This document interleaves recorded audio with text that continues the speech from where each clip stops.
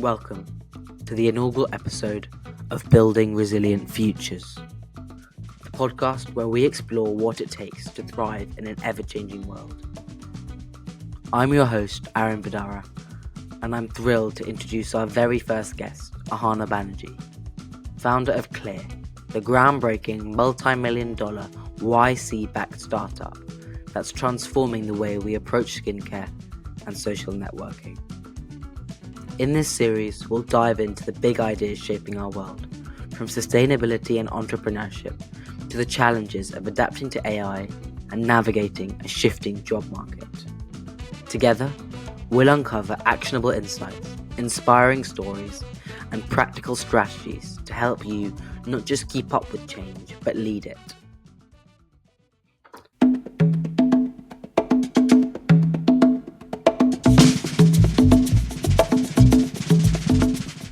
Let's start with, what's your personal story? What's led you to where you are today? And how has the theme of resilience played a part in your professional career? I think resilience is really the common thread at every stage of my career and my life, really. How I've ended up here as an entrepreneur, it's not been a straightforward path. When I was younger, I really believed that I would be a physicist. And I think going back even further, that stemmed from the fact that as a child, I was mainly brought up in the UK. I lived in Cheshire, and then at the age of 14, me and my family moved to New Delhi, India. Now, this was a huge move, not just geographically, but also as somebody of Indian origin, but brought up in the UK. In my story, I think resilience has really been a common thread all the way from my childhood to where I am now in my career as an entrepreneur. I was brought up mainly in the UK. I lived in Cheshire till I was 14. And then at the age of 14, me and my family moved to New Delhi, India. That was a huge move, not just geographically, but also being British Indian, but not that culturally Indian. It was also a massive culture shock. And I think what made it an even bigger transition was the fact that I went from a regular state school in Cheshire to an international school in New Delhi. So I had gone from experiencing a very ordinary life in the UK to suddenly being in a country like India where there's such huge extremes in socioeconomic class. And I was experiencing the absolute best of it. I was experiencing the most privileged life. My school in Delhi was far fancier than my school in Cheshire, but at the same time I was seeing poverty like I had never seen it before. And so I think those 2 years had a huge impact on me personally. And I remember, every day we'd be driving to our fancy school in the fancy car, and there would be girls my age begging. We'd be stuck in Delhi traffic and they'd be knocking on the car windows.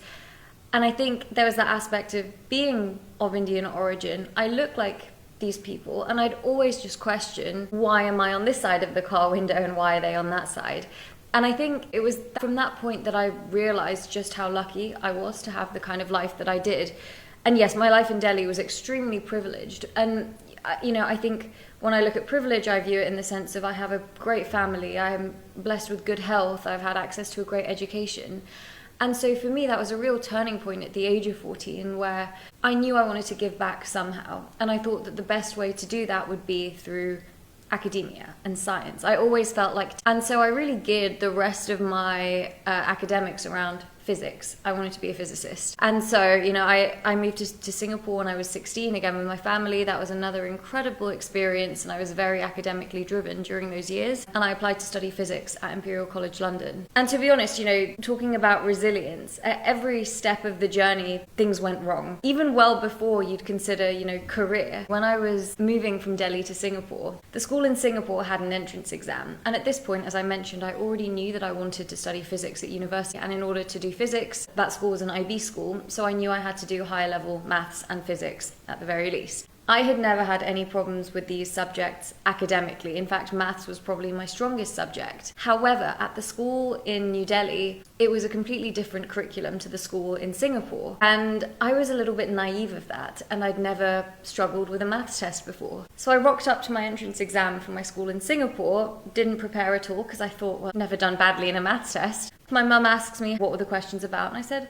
I don't know, I only really answered about 30% of them, but it was probably because the test was just really hard. Turns out the test was hard, but I'd also done exceptionally badly on the test. So the school in Singapore, they called up my family and they said, look, we'd love to offer Ahana a place, but we can't give her higher level maths at the IB because her entrance exam has shown that she's actually more math studies level, so it's even a stretch to give her regular standard level maths. Now, of course, we were flabbergasted, and I think my maths grade at my previous school was like 106% or something stupid because of extra credit. I was so set on studying physics at uni that I couldn't really accept an offer to a school that wasn't going to offer me higher level maths. So I told the school this, that I needed higher level maths. Is there an alternative? And I ended up going through the maths paper with the head of maths in the department there. And what came up was the fact that I just hadn't been taught a lot of the topics. And maths is one of those subjects where you kind of need to be taught. It's hard to just figure it out. So he said, okay, it's clear that you have the potential. You've got these gaps in your knowledge. So we will give you the whole IGCSE curriculum. You can learn it in this summer between grade 10 and 11. And we'll give you another maths test on your first day of school. And if you do well, we'll give you high level maths. If you don't, we're going to have to keep you at standard level maths. So I ended up having that maths test on my first day of school. Fortunately, I did well, and they were able to give me high level maths. But even for something that, you know, now it's been more than 10 years and I've had so many challenges in my professional life and my career that, you know, that was kind of only really the start of it. But even with something as seemingly trivial as being given the opportunity to do high level maths, I had to fight for, and I had to prove myself. I had to learn the entire curriculum in just 2 months, self-taught over the summer. And so, you know, I think I was used to having to work really hard for things, and this just continued throughout my journey. So I ended up studying physics at Imperial College London. I was delighted to get in. That was sort of my dream. I was on track to have my impact on the world. Fortunately, really from the first term of my first year, it wasn't quite what I expected it to be. And I think there were several reasons for that, but the overarching one was that I think when I was at school, I hadn't really considered the realities of a career. And so I didn't really know what to do. And so I decided, well, if it's not physics, I better figure out how I'm going to have my impact and not let my education go to waste. And so I just started applying for any and every internship in every industry. And again, this is sort of resilience coming in again. I received more rejections than you could possibly imagine. I did about 50 applications for spring weeks. I do about 100 for summer internships, and I'd get one. And you know, the one is what you see on the LinkedIn. The one is what you need to get you to the next step of your career. But I would just apply, and be faced with 99% rejection, but I'd get that one acceptance. And so slowly I started building up experience. My first internship was in software engineering at an investment bank. It was at Morgan Stanley. And that was a great insight into what is software engineering, but also what is finance and investment banking. These were worlds I'd never delved into. And then from there, I realized maybe I'm a bit more interested in the finance side rather than the software engineering. So I applied for more banking internships. And then from there, I really stumbled across entrepreneurship by way of another student at a different university reaching out to me cold on LinkedIn, saying that he'd come up with a startup idea and my profile matched what he was looking for in terms of I had the skills he needed. And at this point, I really hadn't considered entrepreneurship as a career. I was at this stage much more focused on a graduate scheme. So I did my first job in the startup alongside my third year of university. And this was the first job that I completely fell in love with, because it was the first job that, on a selfish level, let me do everything I wanted and learn as much as I could. Some days I was writing code, some days I was doing marketing, some days I was running events. I just loved that I could learn about everything. But the second thing was that impact piece. I could so directly see the impact of I built this platform and I can see how it's helped somebody else. So I think that was another real key turning point for me when I was 20 years old, that this is what I want to do. I want to build a tech company. You've spoken a bit about taking a leap, doing something you hadn't even heard of a little earlier. And it can be really daunting to start something new and go into something that you really have no experience. What gave you the courage to take the leap into entrepreneurship? I think what gave me the courage was just the way I've been brought up, and really my parents. I've always been brought up in an environment where I've believed the sky is the limit. I've never had the closest people around me question my abilities. They've pushed me, and they've always kind of reaffirmed this message that you are capable of achieving whatever you want as long as you work hard, as long as you're disciplined. And I think it's just small micro interactions like this in your childhood where you're heard and you don't feel the need to have to prove yourself because you have that deep security within yourself. It's what gave me the confidence, frankly. I think, on a practical note, I also hedged my risks massively. I put myself in the best position possible where I knew even if I took this leap and it didn't work out, I'd have a great backup plan as far as taking my graduate job. I'd still have a physics degree from Imperial College. And so, the risks were hedged. You founded Clear. Yeah. Where was Clear born out of? What was the idea? What was the spark? So Clear is a skincare routine tracking app. It works very similar to a period tracker or a diet tracker, but it's a skincare tracker. You can download the app for free, you log the products you're using, you can take progress pictures, and we analyze how your skin changes in those pictures, the parameters like your skin type, skin concerns, skin color, and we use all of this data to make unbiased product recommendations for consumers. This is something personal to me because I have suffered so badly with my own skin issues. And, in those years I mentioned that I was growing up and moving in different countries, these were also the teenage years that I was experiencing acne at its very worst. And it's really sad to reflect on because those were the years I had some of the best adventures of my life. I used to have pictures taken because I was so self-conscious of my skin. And what I was seeing in the mirror did not look like what I was seeing on social media. And so I really, really struggled with self-confidence in my appearance, especially as a young woman, because of the skin issues that I was facing. And I was just fed up with the way that I was getting recommendations, going in these cycles of hope and disappointment. So actually, when I was growing up, because I would move around from different countries and see different doctors and dermatologists, they wouldn't have a unified health system. So they wouldn't know what I'd been prescribed before. And I remember that first move from India to Singapore, and the Singapore doctor asks, well, what have you done? And I'm like, I don't know, I'm a kid. How am I supposed to know these medication names? I realized, well, no one else is going to keep track of this, so I have to. So I started just making very simple Excel spreadsheets tracking. These are the products I'm using. These are the medications I'm on. And I'd link a Google folder of, well, this is how my skin looked when I was on these. And then as I went through university, I learned how to code. I learned how to build apps. I just thought to myself, I have an app to track my period. I have an app to track my diet. I have an app to track my fitness. Why do I still have 30 Excel spreadsheets to track my skincare routine? And that was really the genesis for Clear. If I jump back a little bit to your journey of building Clear, you were involved in Y Combinator. Yeah, that's right. And could you tell me a bit more about that? Were there any challenges? What were the real highlights of that program? Y Combinator plays a really crucial part in my entrepreneurial journey, and frankly, it's what's allowed me to build the company at this early stage of my career. I mentioned to you that I worked in that first startup in my third year of uni, and I had that revelation of I want to build a tech company. The only thing I didn't do in that company was raise funding. It was a family-funded business.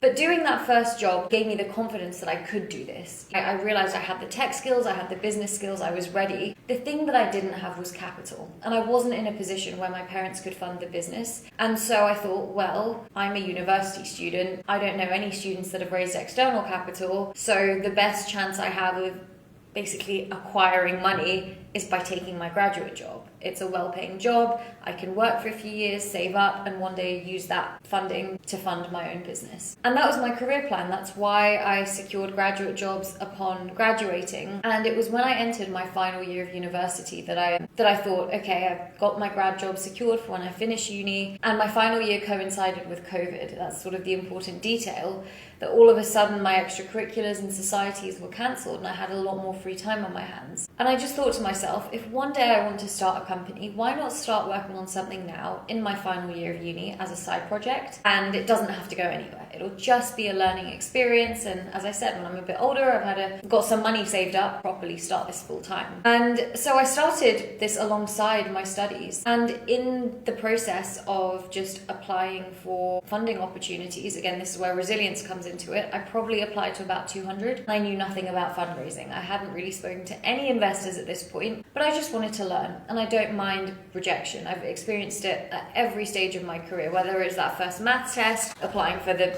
software engineering jobs, the banking jobs. And so, for me, it was kind of the same thing, but now just with funding opportunities for my company. None of them materialized except for one.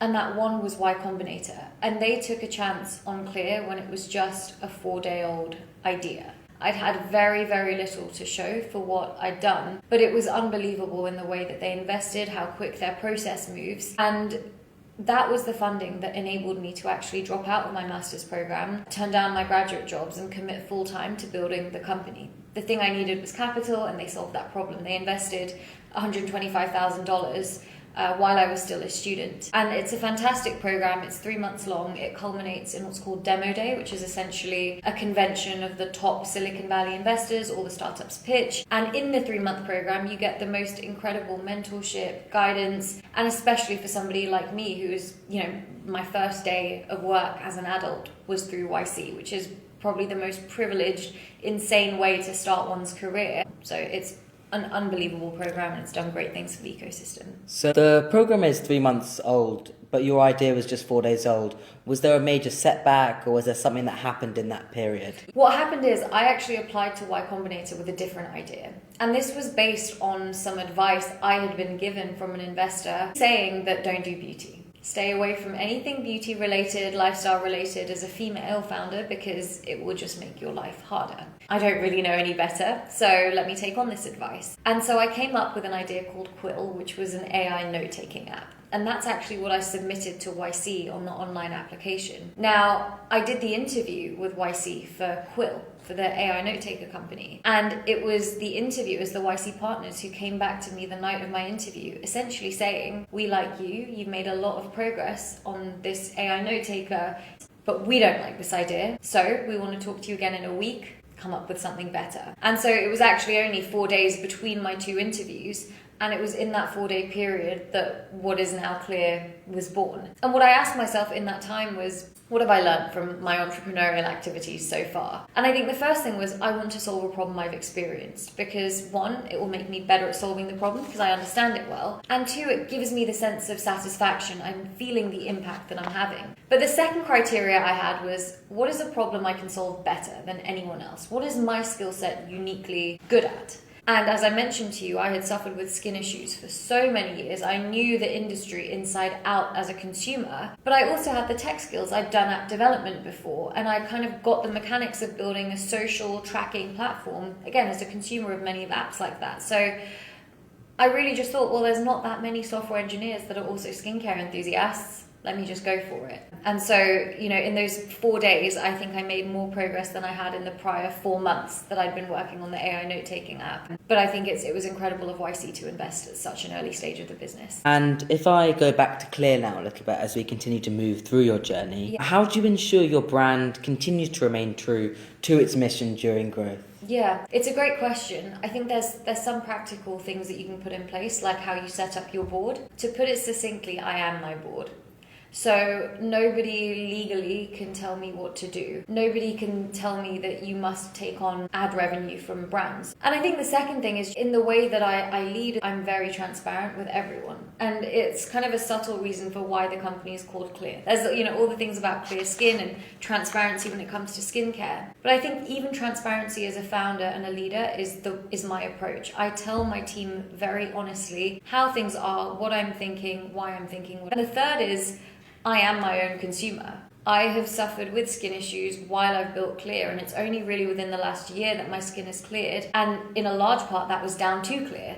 I used my own app through that journey. And because I am a user of my own product and seen the benefits of it, and it's a community-based product, so every day I interact with other people that are on similar journeys and I'm helping. Just from a pure motivation standpoint, it's so hard to not want to continue to help people like that when you can see the impact of your work. You mentioned how you are your own board. A lot of people who are starting their own business, when they secure capital, will have a lot of pressure from where they're getting their capital from. How did you push back against that? I think it's all about how you present yourself when you're fundraising, and also being clear in the expectations. I was very lucky that I'd gone through Y Combinator, and for the first funding round that I did, the pre-seed round, generally you don't give away board seats. That wouldn't be considered the norm. What this also meant is I was generally dealing with slightly more experienced investors who would know not to ask for it at this stage. I recognize that sometimes when you're dealing with an inexperienced angel investor, for example, they might ask for these things when really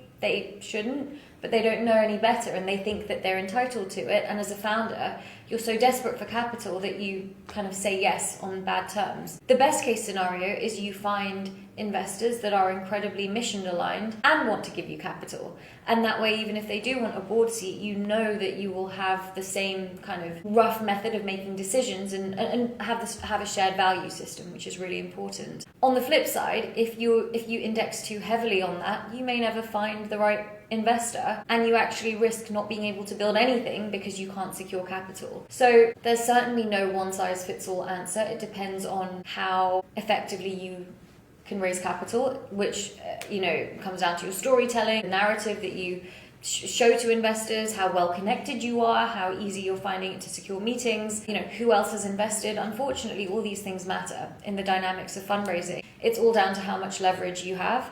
And for me, because I'd gone through Y Combinator, that was a huge amount of leverage that I could use to push back.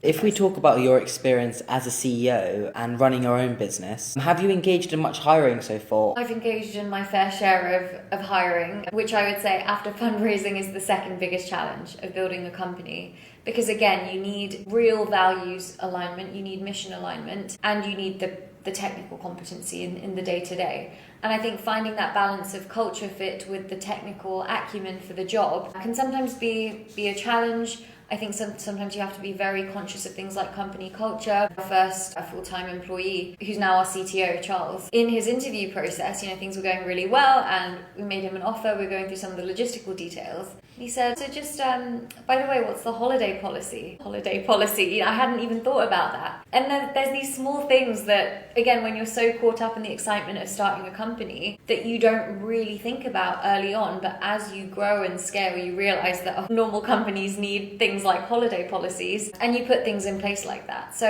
I think, it's been an amazing learning experience, and I've made many mistakes with hiring. On the flip side, when you find great teammates, it's the absolute best feeling in the world. And one of the reasons, again, I consider myself very lucky is the fact that I literally get to choose who I work with, and I get to say how we work. We work with transparency. So I think that's just such a real privileged position to be in. And yes, it's a big pond out there. Yes, you're going to kiss some frogs in the process. But when you find the several Prince Charmings, it's the most amazing feeling to build a real powerhouse of a team. And we're talking about hiring and finding people to join your team. What steps can young people take to stay relevant in the changing world? And how can they make themselves more attractive hires for both internships and full-time roles? I think it's all down to personal brand building, because unfortunately, just being smart and having good grades and going to a top uni is not enough anymore. I think in the past, there was this notion that, well, if you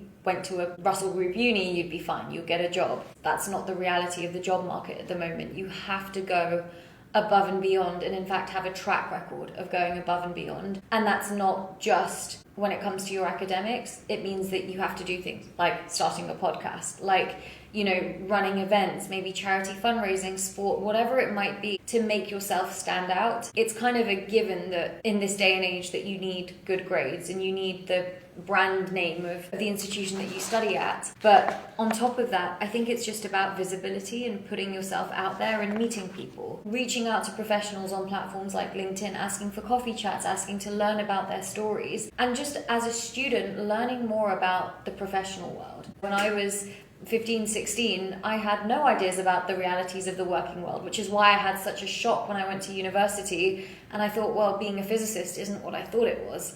Whereas if you can learn about these realities earlier, you'll be much better equipped to make an informed decision when you're older. You'll know much more what sort of environment you will thrive in, what your career values are, what's important to you. Is it how much you're learning? Is it the people you're surrounded by? Is it opportunities to travel? Is it work-life balance? These are things that are different for everybody, and you won't know until you try. And the best way to do that is by talking to people in different industries when you're young, and ideally by gaining experience. And that means internships, it means work shadowing, it means, again, coffee chats, or just trying to find, even, watching a day in the life videos on YouTube of people in different industries, just to get an insight into what they do. Because the working world is very different to the world of education. So the more you know about it, the better equipped you'll be to sell yourself to it and to build that personal brand around what employers are looking for in your industry. We're talking about personal brand. What are the key ingredients outside of doing the specific things? What qualities can people show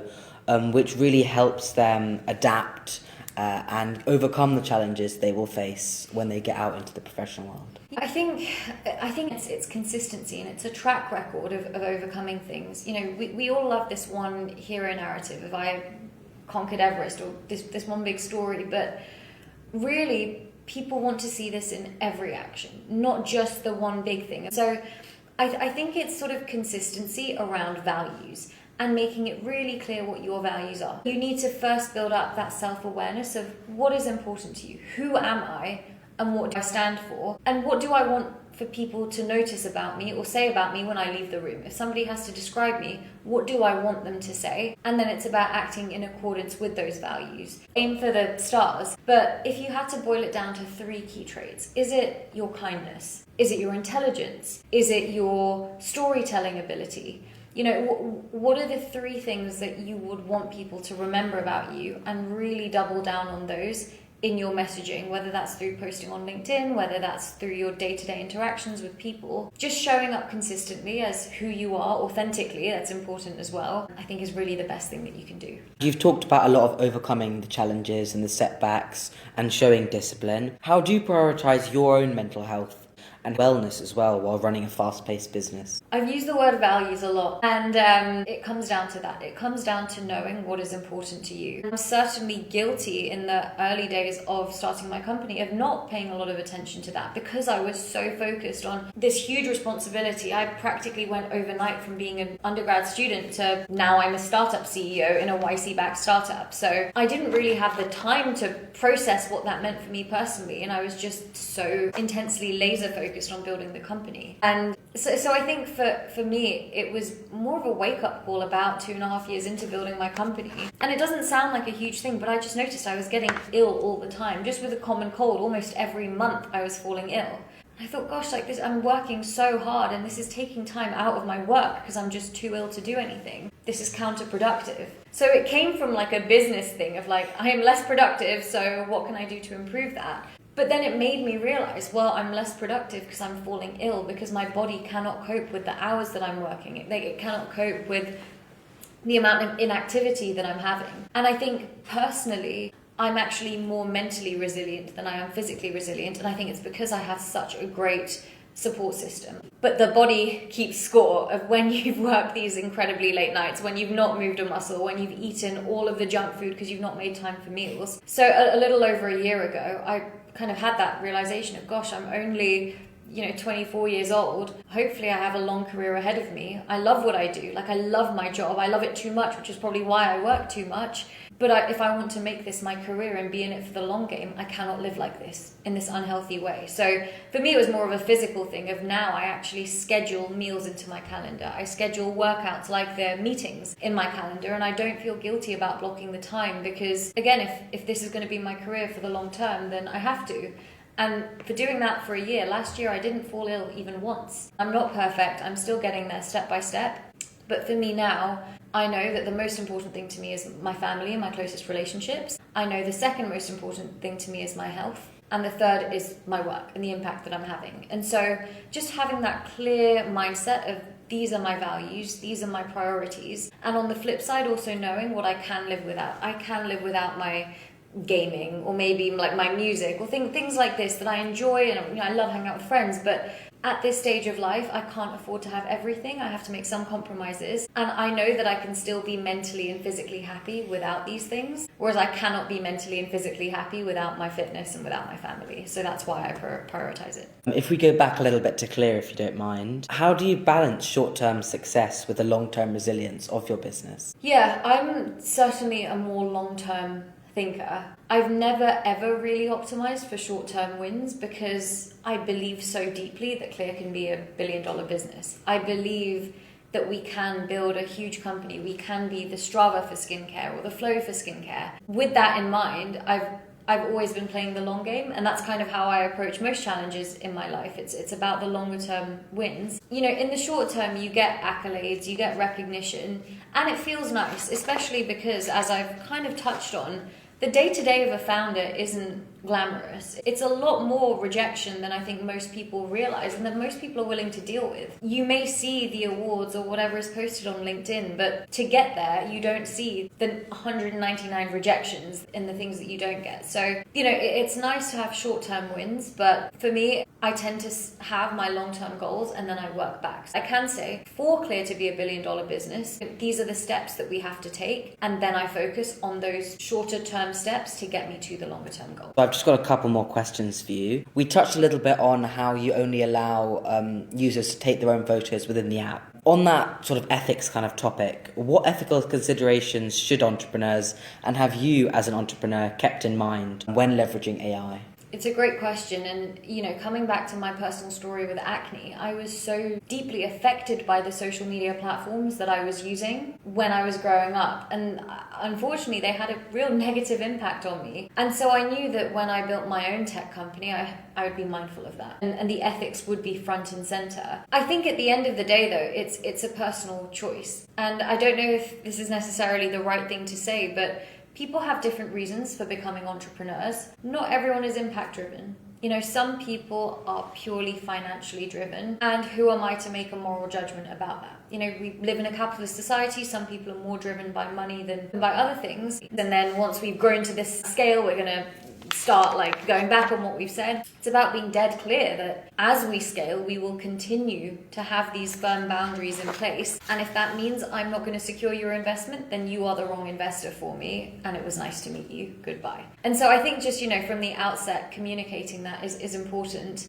And when it comes to AI, of course, we have things like data privacy, and regulation will always take more time to catch up with the tech. So for a lot of us founders, it's kind of like the Wild West using AI because it's not properly regulated, and you as the founder have to make a lot of these executive decisions on what is ethical as far as it comes to handling the data. And so that's where I'd say, like, even just talking to other founders, and it doesn't have to be formal. I'm not saying that you need to sit down at a formal round table and discuss AI and ethics. It's even when you're just catching up with a founder friend over dinner, asking about their approach, starting conversations, just talking about it openly so that you can get ideas for what other people are doing and how they are handling this sort of contentious debate and problem, perhaps. I'm going to finish with 2 questions on legacy. What's the legacy you want to leave behind as both a leader and an innovator? I think on the innovation standpoint, something that I am extremely passionate about is this sort of notion of using education as a tool to empower. So I think, you know, if I could inspire others who have been born with similar levels of privilege, who have great supportive families, access to a great education, to just think about their careers as an opportunity to have an impact. I think that's really one thing I'd like to leave behind. And the second, from a more leadership perspective, is more focused on female entrepreneurship. I think one of the biggest challenges of my founder journey also has been being a female founder, which is not something I envisaged. When I was much younger, I was always of the opinion, not even much younger, when I started my founder journey age 21, I always thought it doesn't matter that I'm a woman. You know, we should be judged on the output of our work. And what I realized as I navigated my journey, particularly through the experience of raising venture capital, it's not the same experience, and it's not a level playing field, and no matter how hard I try, I will not be perceived in the same way that my male counterparts are received. And when you put human society into perspective, it's only recent that women even came into the workforce. It's amazing what women are achieving given how recently we've had rights to do things, but there is so much more room for improvement. And I think as a woman, I know that you experience even more challenges when you go into business. So again, if my story can inspire even one woman going through a tough time, hearing no after no after no from investors, if they can hear my story and know that I heard the same thing, but I kept going. I stayed resilient, and that's why I'm here talking about my company, talking about the impact that we're having, and frankly, building the company of my dreams, then that's also a success to me. How do you hope your journey inspires the next generation of young entrepreneurs? Yeah, it's really what I just alluded to about resilience, and hearing directly that it's not It's not easy. It's not easy for anyone. As a young, specifically female entrepreneur, it will be even harder, and that's normal. It's not hard because you're bad at it. It's hard because it's testament to the fact that what you're doing is hard, and you should expect it to be hard. It's hard to make a change. It's hard to have an impact, but you've chosen to do something hard. That's admirable, and you should keep going. Thank you for listening to the very first episode of Building Resilient Futures. If you enjoyed this, there's lots more to come, so please do keep an eye out on our socials. Thank you very much.